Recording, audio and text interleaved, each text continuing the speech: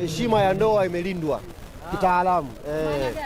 Maana tafuta wewe kitaalamu, leo heshima ya ndoa imelindwa. Wakubwa wananielewa. Mkubwa heshima ya ndoa imelindwa. Nyumba kama kidogo itatizia, sitakupa hiyo hela. Inshallah. Wewe usijali. Shukrani sana. Waambie neno moja mashabiki wa Yanga hapa. Napenda sana ili kutuombea na kuniombea kupambania timu yetu. Pumziki bwana. Ulize bei nitamchangia atapewa hiyo hela. Lazima naye apate. Kafanya kazi kubwa kwenye haya mashindano, sio masiara.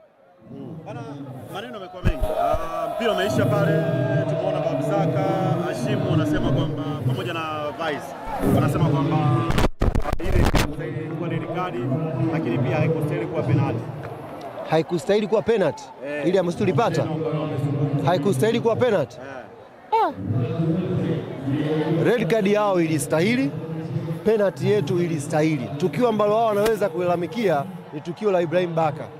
Lakini hayo mawili yalikuwa clear kabisa. Tukio la Ibrahim Baka ukiangalia marejeo palikuwa pana mgongano kweli. Na Baka sisi kama viongozi tutakwenda kuzungumza naye. Lazima tukazungumze naye, tumueleze kwamba sasa hivi hapa mbele tunapokwenda huko mechi za Champions League hizi, Waarabu huwa wanatazama vitu mechi kama hizi. Wanaweza kumtarget, kumfanyia vurugu mtu wa kwanza wakiamini wewe ni mtu wa kureact. Kwa hiyo ukireact unaweza kupewa umeme, mambo yakawa magumu. Kwa hiyo ni vema tutazungumza naye kumueleza kwamba sometimes kwenye mechi mtu anaweza kuchokonoa tu makusudi akijua ni mtu wa kupanic. Ukirudishia maana yake tayari upo kwenye hatari. Lakini haya matukio mengine penalty, matukio mengine ya red card yalikuwa clear kabisa. Kama Azam umeyalalamikia, basi nafikiri wa matatizo mengi na wao. Hali yako ilikuwa vipi mara baada ya Pacome kukosa penalty? Mimi nilikuwa najua tunashinda hii mechi. Na ilivyokwenda kwenye penalty, sasa mimi nakaa na Msheri muda mwingi zaidi mazoezi, namjua Msheri. Mechi ilipokwenda kwenye penalty, niliwaambia pale VIP kwamba mechi ya Manula imeshaisha.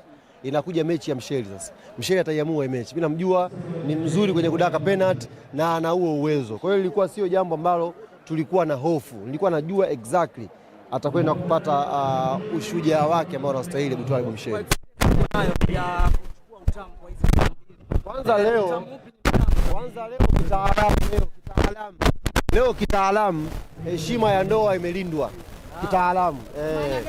Maana tafuta wewe kitaalamu, leo heshima ya ndoa imelindwa. Wakubwa wananielewa. Mkubwa heshima ya ndoa imelindwa. Nyumba kama kidogo itatezea